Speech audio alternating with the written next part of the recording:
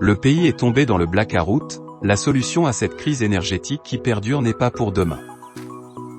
Depuis des mois, la capitale haïtienne et ses environs font face à une crise énergétique énorme. L'électricité d'Haïti, EDH, qui a pour mission d'alimenter en énergie ses consommateurs, n'est pas en mesure de bien remplir son rôle. L'institution fait face à de grandes difficultés, avait annoncé son directeur général Jean-Hérol Moroz, le 14 mars dernier, lors d'une conférence de presse. Depuis, le rationnement du courant électrique se fait de plus en plus sentir même dans les quartiers où l'EDH avait l'habitude de distribuer du courant pendant de longues heures. EDH en grande difficulté. Si l'on revient sur la conférence de Jean-Hérol Moroz, le responsable de l'EDH avait déclaré que l'institution qu'il dirige dispose seulement de 41 MW. Cette disposition permet à l'EDH de desservir seulement 8 de ses 41 circuits en permanence. Le numéro 1 de la compagnie énergétique avait expliqué au micro des journalistes tous les problèmes auxquels est confrontée actuellement l'institution. Selon le DG, plusieurs centrales électriques sont à l'arrêt. Au niveau de Péligre, une seule turbine fonctionne alors que d'autres sont vandalisées, avait indiqué M. Jean-Hérol Moroz qui voulait montrer que la solution à cette crise que connaît le pays n'est pas pour demain.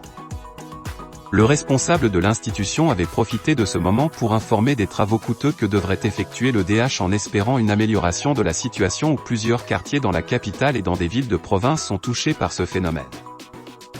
La population vit dans le noir ou à la merci de sa propre énergie. Le constat est visible quant à la baisse considérable de la production de l'électricité. Une enquête menée par la rédaction du journal dans certains quartiers nous permet de voir et mieux comprendre l'ampleur du blackout. Plusieurs communes du département de l'Ouest dont Port-au-Prince entre autres sont dans le noir depuis des jours. Toutefois, les habitants de Christ-Roi ont été alimentés hier mardi en énergie pendant 3 heures de temps, 9h, minuit, après plusieurs jours sans électricité. Pour faire face à ce problème énergétique, les citoyens qui ont les moyens achètent des panneaux solaires, des batteries et invertés pour créer leur propre énergie. Ce phénomène commence à se développer même dans les quartiers considérés défavorisés. Les citoyens ont fait des efforts ou grâce à l'aide de leurs proches pour avoir du courant électrique. Je suis obligé. L'EDH en elle-même est une compagnie blackout, alors je ne peux pas attendre grand-chose de cette compagnie. J'ai fait des efforts et j'ai acheté un panneau solaire de 165 watts, une batterie et les autres accessoires. J'ai maintenant ma propre énergie, se réjouit un citoyen. Dernièrement, Rudy Thomas Sanon avait attiré l'attention du public lors d'une émission Qui sa nouvelle, diffusée sur Radio Ibo tous les matins, sur le fait que l'EDH pourrait disparaître. Les citoyens, surtout ceux de la capitale, font tout leur possible pour se procurer d'un panneau solaire. Le chroniqueur sportif voulait montrer que la population se résigne au phénomène de blackout et définit sa propre stratégie pour ne pas dépendre de l'EDH.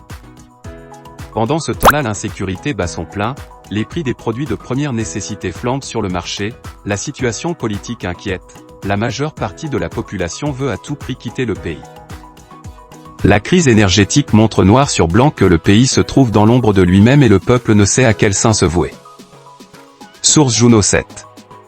Merci, n'oubliez pas de vous abonner pour recevoir toutes les nouvelles vidéos. National Média, le média de tous les médias.